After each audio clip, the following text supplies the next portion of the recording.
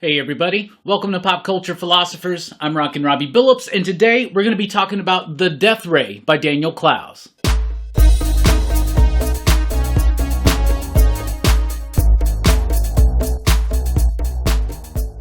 That's right, everybody. Thanks for checking out the video. I am Rockin Robbie Billups. This is the first debut episode of Robbie's Reads, the show where I'm going to be talking about what I'm reading, whether it's old stuff that I'm rereading and revisiting, or whether it's new stuff that I'm reading for the first time, or new old stuff, new to me, that type of thing. Today we're going to be talking about The DeathRay by Daniel Clowes. Daniel Clowes, of course, is the creator of Ghost World. That's what he's most known for. He did a comic book through the 90s and early 2000s called 8 Ball. There were 23 issues of 8 Ball. They were all fantastic. I've read sporadically throughout that series. I got into Daniel Clowes when Ghost World, the movie, was coming out, right? And so I got the graphic novel, I read it, I had some friends that had some random issues of 8 Ball throughout the 90s, and I read some of those, and a lot of that work has been collected as individual graphic novels, right? And we'll actually be talking about some of those this year, because I'm on a big Daniel Clowes kick right now, because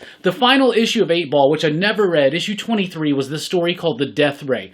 I heard about this, I've heard about this before, but what really brought it to my attention was watching the Cartoonist Kayfabe episode about this book. So I went out, I grabbed it, and dudes, y'all, this is like a freaking fantastic book. It is an unconventional superhero story about a sociopath, basically. It is absolutely unnerving, unsettling, funny, quirky, but ultimately entertaining and meaningful.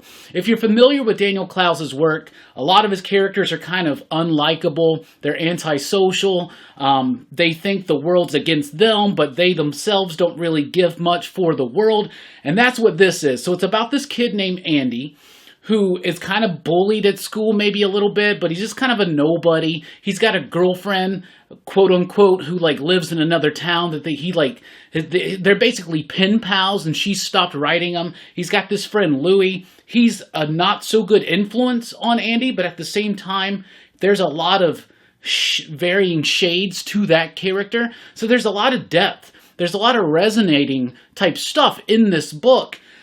And so Andy winds up finding out that he gets superpowers when he smokes cigarettes, okay? So the first time he smokes a cigarette, he gets violently sick, and he starts feeling his body surging with energy or whatever, and this book doesn't like show his powers in like these crazy, exceptional, exuberant type ways, but in very slight, like slow ways, like lifting a car a little bit, and things like that, right? So, or throwing a rock like through a window, like very far away, or hitting a really long foul ball playing baseball in gym or something. So it takes these really interesting, subtle approaches to the superhero aspects of the book, which almost make it seem as if it's all in his head. This book kind of blends realities between dreams and fantasies and reality, and it does it very, very well. So he winds up getting superpowers when he smokes cigarettes because his father had like treated him with like some kind of gene therapy or something when he was a kid. I don't know. He wanted him to be strong. He thought he would start smoking when he was a teenager, and he wanted him to be able to have the strength to not be bullied, to stand out, to become popular and things like that. And then he also receives this DeathRay. It's this weird gun thing that apparently only Andy can use, and it just blinks something out of existence. So, first of all, he gets this idea that him and Louie come up with this idea that he's going to be a superhero. They're out there trying to find, like, crime to rid, and they have to keep coming up with all these traps, and it's not working out. So it's got this quirky, fun type thing, but it's also brutally honest and real about some real issues that people have, right? So it gets a bit uncomfortable at times, but I think it's a necessary uncomfortableness, if that makes sense. The book has a very dark and twisted ending. The book, it's like Daniel Clowes' work. It's not always going to be uplifting. It's never uplifting. There's nothing uplifting about this, but it is a really solid book that I really like.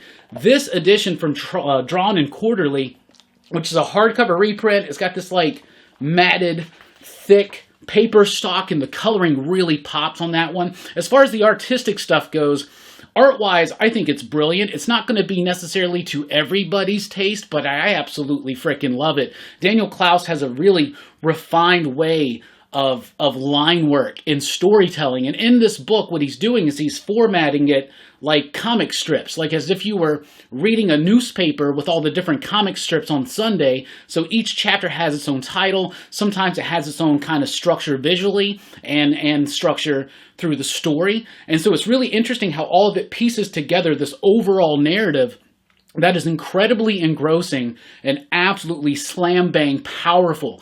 This is an unconventional superhero story. It is heavily influenced by Steve Ditko, I would say at times, as far as the artistic vision of it goes. But it's a great style. It's a great way to tell the story. The coloring is absolutely brilliant. Perfect for the paper that is reprinted on here, especially.